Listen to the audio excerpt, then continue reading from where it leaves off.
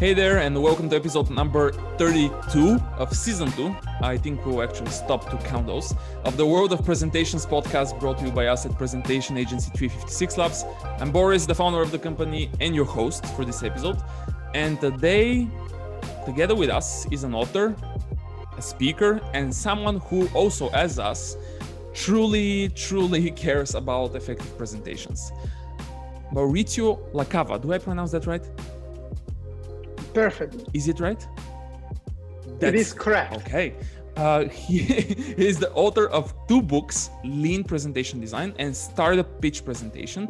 He's also an associate professor and teaches, listen to this one, presentation and pitching strategies at, I wouldn't try to pronounce the name of the university, but a university in Milan, Italy. And he also works with a lot of startups to help them with their investor pitches.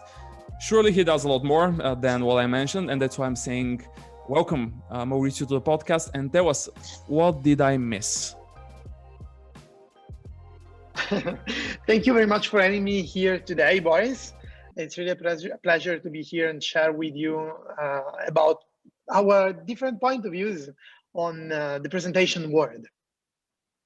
What did you miss? What can I tell you? People define me like the lean presentation guy, right? Okay. As it probably, I would say, happens to you, we are often seen as the guys who can make presentations more beautiful.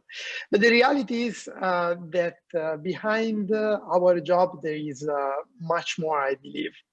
Because first of all, and this is one of the things that I do love about what we do, is capability of listening to people and understanding what they're really trying to communicate. Then what we do, we are a catalyst of the communication, I believe. So what we do is we try to convey their stories and their messages to people so that we can help them value their ideas and spread them so that they are adopted and they can trigger action and change thanks to their ideas.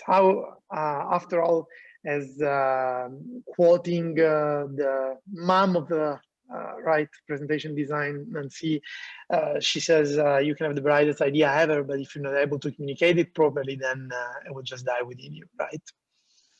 Yeah, but let's start also, like, give us a little bit of background of give us the backstory of how did you, what happened with you and presentations? How did you get started there? Because our industry is very strange in a way. No one actually started with presentations for some reason. It is true. How did you get involved in presentations? It is true. We operate in a very weird and fragmented industry, I believe.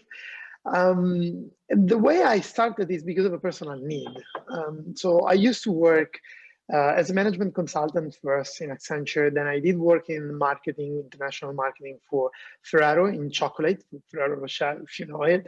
And what I discovered very soon is that whether I was selling processes to a bank or chocolate bunnies to a supermarket, at the end of the day, the success of my career, the success of my company, my business was all depending on my capability to be fast and effective at producing presentations. Now, what I notice is that consider that I come from an engineering school. So I'm not a designer, I'm an engineer. And as an engineer, I've always been taught that before you do something, you should follow a specific approach, right? You should have an approach that you can iterate in the future that can take you effectively and efficiently to the solution.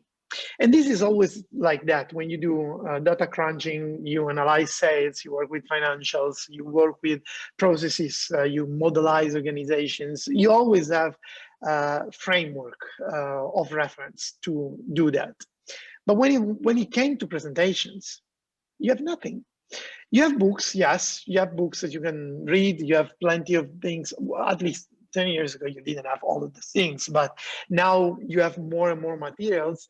And what happens is that I think that at the beginning, most of the materials were more for designers than for business people. If you were not creative, you were I felt I was kind of cut out from this world, but I had this need. And so at the beginning, I used to ask designers to help me out, but the reality is that design is one component of presentation design. I believe that there is much more. And so everything started because I felt that presentation design is something that needs design skills on one side, communication, storytelling skills, but also business understanding and critical thinking. And I was struggling to find a strategic approach to presentations that could take me through the design and engineering of presentation, from the storytelling to the slides in PowerPoint, Keynote, whatever it is, in a straightforward way. So when I saw this, it was something that was missing to me, and I saw that it was required, because I thought it was a need, not just my need, but the need of all my colleagues, the organization I was working for. Then I said, okay, why it's missing? Let's stop complaining about the fact that it's missing, and let's try to create something. Yeah, so And that is that the reason why you wrote the lean presentation design? So the lean presentation design has been a consequence of these thoughts, I would Okay.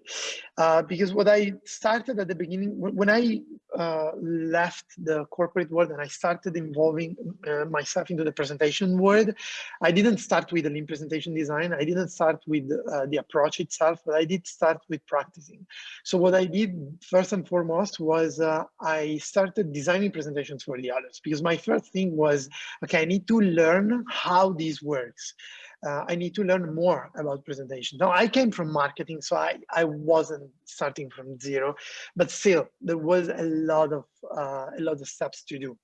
So I started practicing and experiencing making presentations myself for clients all over the world in different industries, from startups to large corporates. But the way I was doing that was not just to provide a service. The way I was doing it was to better understand this world. But I didn't want just to study it, because I was studying it, yes, but I wanted to really understand it from the real world, from the field. And so this experience led me to create the lean presentation design methodologies. Yeah, so I think that every single time people, especially who are looking for some help, with presentations, they always have to be, meaning the corporates or the startups, as you said, they always have to double check. And one of the asks that I have for everyone who is looking for help in that area, in the presentation area, is to always double check the people that you are hiring. Are they actually presenters? Right? I mean, Yes. like, have they present, like, did they do that at all? Like, Yeah. do they Yeah. have the on-field, in the real world experience in various formats, in front of various audiences, so that they have the real world and they understand the nuances? Because it's one thing to read it in a book, right? Yeah. It's completely different to listen, to work with, or to be taught by somebody who has the real world experience. It's just, you can feel it, you can sense it. It's different. I mean, it's different. Absolutely, absolutely. This is a very good point, and this is very important to me. I believe that if you really want to create something that can help people, that is valuable to people, first you need to make it work. It's not just you do some research, you put information together, and then you put it out there. Because I mean, everybody could do that. And then what have you produced? You've produced a wrap up. Now, in this world is full of wrap-ups, and I suffered that very much, because when I was studying, I did find a lot of materials which was either too generic, or either coming from research, but not real practice. Now, the point is when you find yourself in front of a presentation, when you find yourself in front of a storyline, and you have to turn it into something that actually talks to people, makes them excited about your idea, about the idea of the person you're trying to help. Now, are you really able to take the presentation, crunch it, and turn the storyline into something that actually engage people and design the slides that support this storyline? Can you actually bring this concept to life? Really, can you do that? Can you be fast at doing that? If you can do that, then I'm happy to listen, and I would like to learn from you. But if you can't, then well, why are you here? I mean, this Yeah. is what I would have asked to myself if I were a client of me. Yeah, absolutely. So what about the startup pitch presentation book? Like what happened there? Like that is, to be honest, we have the lean presentation design, but the startup pitch presentation yesterday, because we talked internally that today we are going to record the episode, and a colleague of ours was like, do we have the startup pitch presentation in our library? I'm like, you know what? We don't. And we ordered it yesterday. So there was a little bit about that book. What's inside? Okay. Well, first of all, I'm very honored about the fact that you bought the book, and I would really look forward for your expert feedback about the book. It's a beautiful story, the sort of pitch presentation book, because I did work a lot. I work a lot in the startup world. I'm very passionate about startups, and I did launch startups in my past life. And I can tell you that I find that startup pitch presentations are like presentations, but more extreme. So I do love them because you can find all the peculiarities and the characteristics that you find in a traditional presentation, but led to extreme. Why? Because in pitch presentations, in startup pitch presentation, first, you have like 5 minutes to pitch it out. And the second, you cannot fail. It's not a presentation that you can repeat, okay? If you fail, you don't get funded.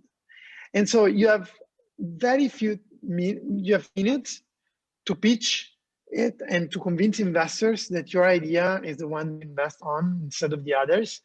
It's something that is for founders. You do not delegate it. And so here I felt the same struggle that I felt with lean presentations, because if you have to structure a pitch presentation for a startup, where would you start?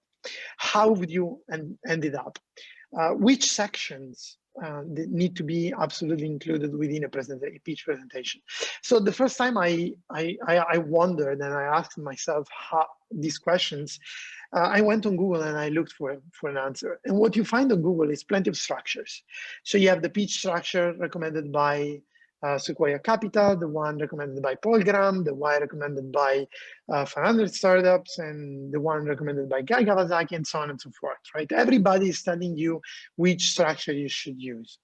So what I thought is, this is a presentation that is too important to me or to founders, so I cannot just rely on one structure. I need to understand, I need to have one structure that is actually the best structure. But which one is it? Because shall I trust the biggest investment fund, or shall I trust the most famous startup incubator? Shall I trust the best selling author? Who shall I trust? So what I did was I did a long research period in which I collected all the structure that I could find. Then I did collect all the pitches that actually raised money, like a pitch from Facebook, Airbnb, LinkedIn, and so on and so forth. Not mentioning the most famous one, but there are many. So I collected a few hundred pitches, and then I extracted the structure that they used when they did succeed. Then I put everything together. I shaked a bit, and I came up with one structure that is a structure that learns from the best pitches, from the experiences of important funds, venture capital funds, or important incubators. So I condensated everything And I came up with this structure that I tested for years. I do coach startups. I've been coaching startups for years at a startup incubator from Technological University in Milan. And so I tried and practiced this structure in the years until I get to the point in which it was exactly the structure that I needed. I did raise millions with this structure for my startups. And once I got to this point, then I decided to tell the story of this structure and to help founders to use these structures, this structure their own. So what I did, I published this book, which is Startup Pitch Presentation, which I basically tell you the structure of how I came up with this structure and how you can use it yourself. So, what is the biggest mistake startup founders are doing when they're approaching investors and when they're trying to raise funds in regards to their presentation? Like, if you have to name one or two or the top three, I don't know, like what are you seeing? You're working a lot with those type of companies. What are you seeing? They go long. They don't respect timings. Okay, that's number one in your head. This is one of the top three, I think. Wow. Okay, that's interesting. Yes. Second, yeah. something else. They start talking about themselves. Wow. All right. That is bad. Okay. While I believe they should start talking about the problem. Okay. And not about themselves. Okay. And they panic. They often panic. They go long, they panic, and they talk about themselves. Mm-hmm. Wow. Why are those things happening? I have seen with our customers the same three for sure. I actually saw 1 year ago or a year and a half ago, I saw blackouts, meaning they actually learned the presentation by heart and they forgot, like they just blacked out during the presentation in front of the investors, and they did it twice. So that one failed. Let's just put it this way, because as you said, if you are not able to present your product, like how can an investor trust you to operate with their money? I mean, it's hard. So why do you think those things happen, like those three things? Well, I think this is very much correlated to what you're saying, Boris. Why do people learn presentations by heart? Because they are afraid of showing up and giving the speech, right? Which is totally natural, I believe, because when you go out and you are in front of people, you have time constraints because you have 5 minutes and you have to say within the 5 minutes, and you are giving the presentation on which it will depend whether your company will be funded or not. I mean, I think everybody is allowed to feel some pressure. It requires experience to manage this pressure. For sure, what people do at the beginning, if they don't have enough experience, they learn it by heart. But it depends what you said. And that's why I agree with you. I would never recommend to learn presentations by heart, because if you do so, the moment in which you go under stress, the first thing that will happen to you is you will go blackout, for sure. So I think the things are correlated to the fact that you feel a lot of responsibility on one side, and therefore you don't want to fail. You cannot afford to fail because it's too risky for you and for the other people. This is on one side.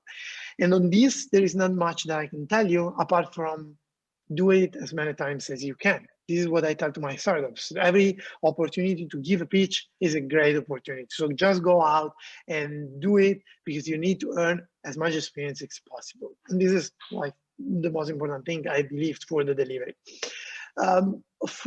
If you start talking about yourself, it's because you're not prepared enough.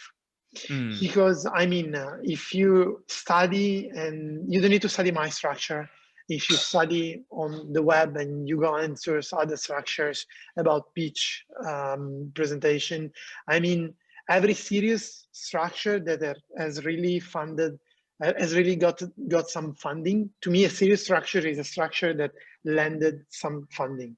If it is a structure that comes out of the blue and it hasn't funded startups, then it's not a serious structure for me. But if you find any serious structure that actually got some funding out there, some serious funding, no structure starts with the team. or talking about yourself or talking about your solution.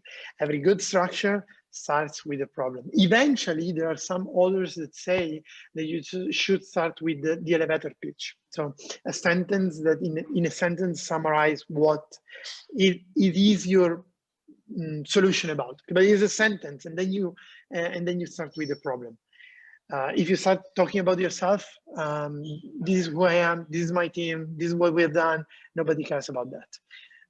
So, I mean, not at the beginning of a pitch. I'm being a bit extreme, I know, maybe a bit provocating, but I see, like, I counted them last year, I see 200 plus pitches per year, and I can tell you that when I see this drives me nuts. Yeah. Do you know where I saw, because every rule obviously has there is always an exception to the rule, right? I can tell you one case where I saw the team slide going probably second or third, and it worked.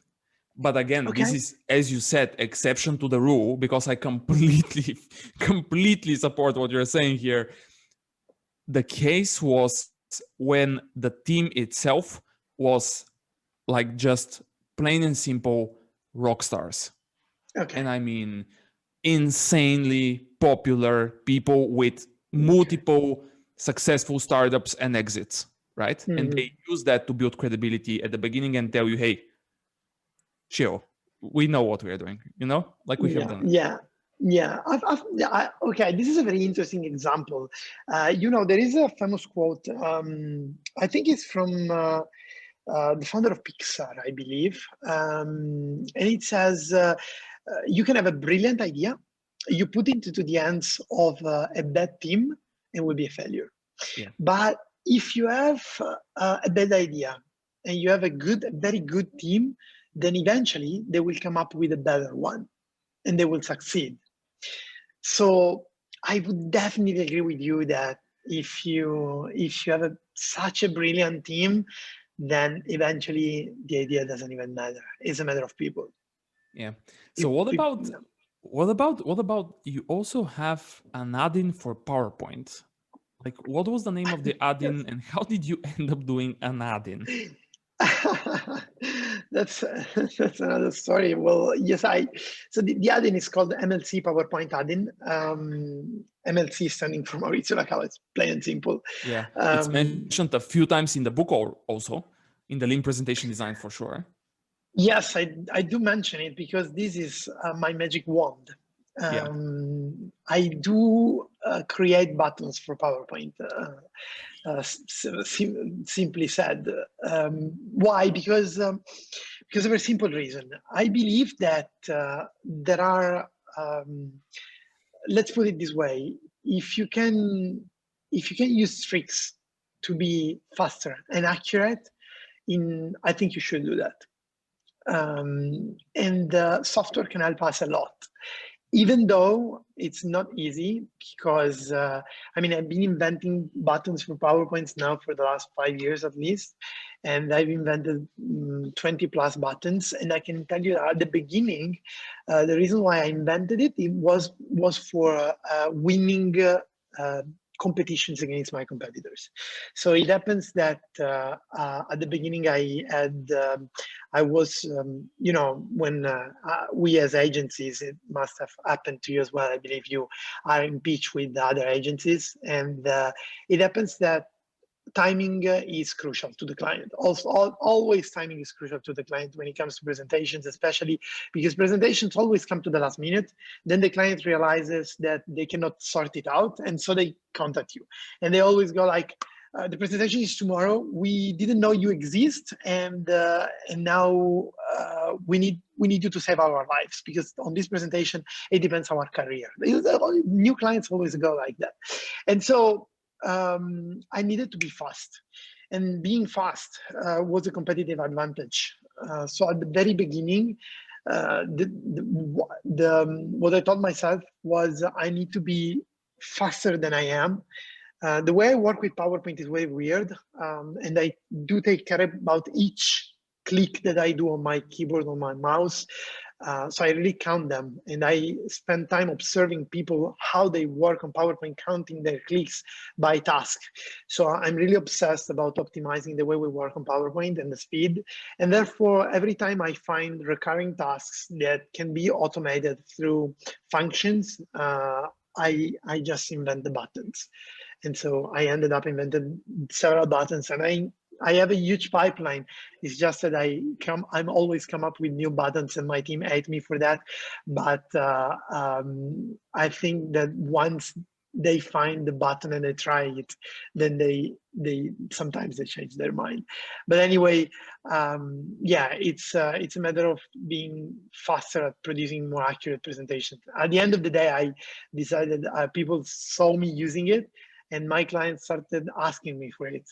So I decided to make a product out of it, and today it's available on my website. Everybody can buy it.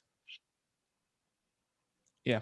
So MLC Addin for PowerPoint. Go check it out. Yeah. That is very interesting one, obviously, and the background. Because I was sure that the Accenture Experience was behind that, because Accenture and the corporate experience and that place pushes you to optimize your workflow incredibly, I think. At least that was my experience when I was in the corporate world, especially with email. It's just insane, right? If you are not able Absolutely. to optimize your email, you're going to die. Yeah, absolutely. You actually touched a very interesting point, because management consulting firms, they all have their own add-in. So when I was in Accenture, at the beginning I didn't have it, but after a while I discovered we had one, and I started using it. I partially loved it because some of the functions were very useful, and some of them I have them today in my add-in. For example, swapping shapes or making different shapes same size is a very simple one. I do have them. But then the problem with the management consulting add-ins is that they are specific to the company. So you have a lot of materials specific to the company specific. And so not all of them are always very useful if you're not part of the company. And therefore, it's you might want to use them or not, but they're not very useful if you're not part of the company. And plus, there are things that are against the way I think about presentations, because the way I think about presentation is, as much as possible, not to use templates. Now, my add-in has some templates that we design, yes, but for example, I don't like to use smart arts or pre-made things that are commonly used that you can find everywhere, because I believe that every message deserves its own design. Yeah, can't agree with you more. Next one on my end. The world changed. Yes. You moved from Italy. Right now you're in Dubai, where the weather is, as we discussed, brilliant. The world changed. Everyone is presenting online, or at least most of us are presenting online.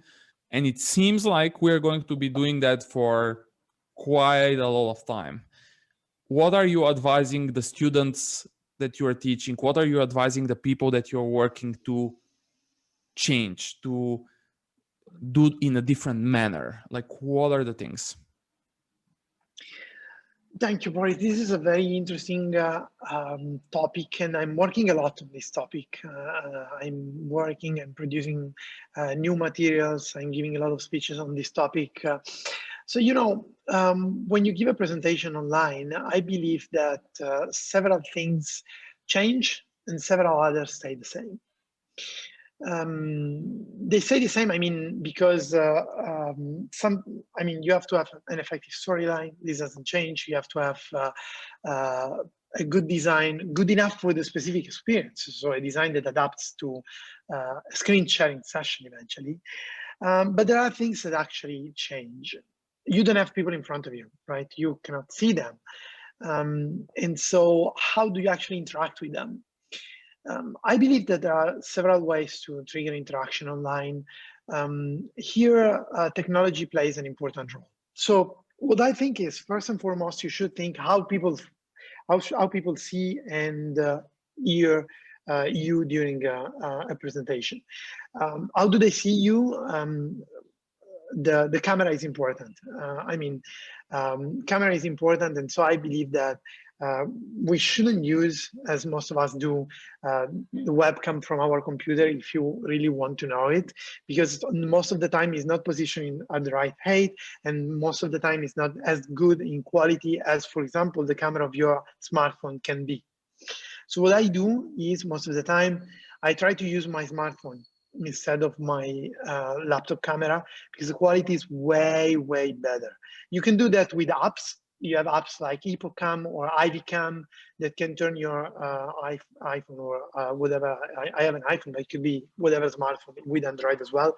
That can turn your smartphone with into a camera that you can select from your Zoom, Teams, WebEx, Google Meet, whatever tool you're using. And these are very powerful apps. Most of them are for free. But they can really turn your smartphone into camera.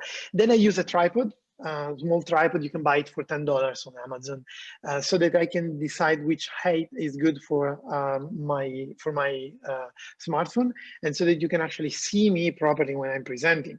See me properly means that you can see my hands, so that I can use my hands, which give and gestures, give power to your communication and make you more empathetic. Even though we are behind the screen, but this helps a lot.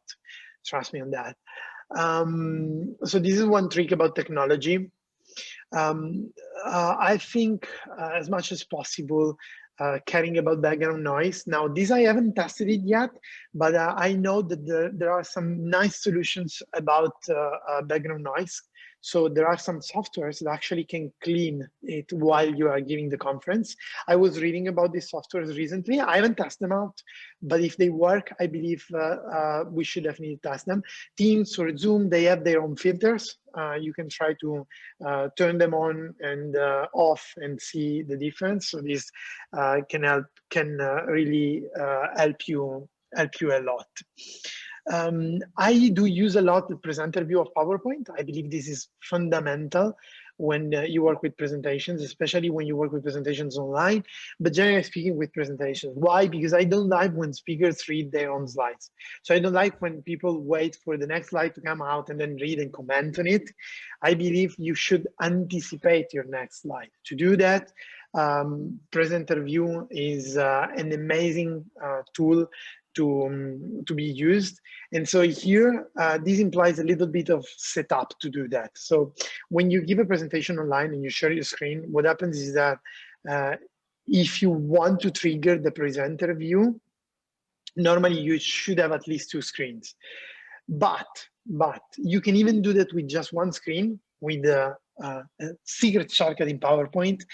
I mean, I struggled a bit to find this out, but there is a shortcut. When you want to go to presenter view in PowerPoint, you use F5 on your keyboard, right? Everybody knows that. But if you do that, you won't trigger the presenter view if you just have one screen. So if you have one screen and you want the presenter view, what you can do is combine F5 with the Alt button on your keyboard. So you do Alt and F5, and then you get the presenter view in another window on the same screen.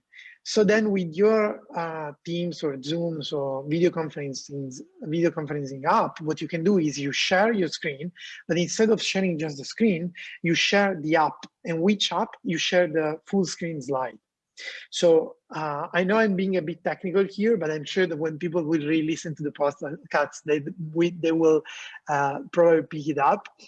And this means that what people will see will be the full screen slide. But what you will see on your screen will be the presenter view of PowerPoint. So you will have the opportunity to basically have a small, let's say, control panel where you will always see the next slide coming, but you can also change, you can also choose which slide you want to jump to during a presentation. And these are all things that you can do during a presentation online, because nobody sees you while you're doing that. Or, I mean, it's not you are standing in front of people. Standing versus sitting also is a good tip that we can share today. I don't know what's your opinion on that, Boris, but you know that there are people who say that when we present, even virtually, we should be standing.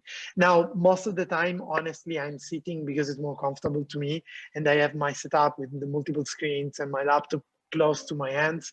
But I did try in the past to give some presentation standing, and it actually makes a difference, I believe. When you're standing, it's more natural for you to use a gesture. You stand straight, because when we see it, one common mistake that we commit is we tend to bend, and therefore we suffocate our voice. So we always have to think about being straight, which when you're sitting is not easy. But I think it helps a lot with your voice. Also, nowadays we work from home, so we just wake up, we go to the computer, we just woke up, and so our voice is like very, very, very weak. So sometimes we should warm it up before we connect to the first conference, or at least wake up at least 30 minutes before you connect to the first conference. I know you're joining it in pajama, but at least warm it up and will help. So, I mean, we could spend days talking about digital presentations. I hope I could share some experience. These are first tips that come to my mind from my experience these days, because I think everybody's experiencing it and learning a lot on the go. Yeah, I mean, I'm completely all in for all of your advices. Just to recap, standing up, the Alt and F5 for PowerPoint, that one people will find magical. I mean, that one, a lot of people are just asking, hey, but I just have one screen. Can I get my presenter view? Yes, you can. Yeah, yes, you can. There are some tricks and tips and tricks that you can use. Alt and F5 obviously is one of those. I would support you on the sound part when you said, hey, there is just these background noises. Both Microsoft Teams, Zoom, Cisco WebEx have these features now embedded, right? The question is that people, what I see with our customers is that they don't keep track of what new features those companies release. And so they don't know that the background noise filter or feature is there. They have it, but because they are not keeping track of, and I always push them to keep track of this.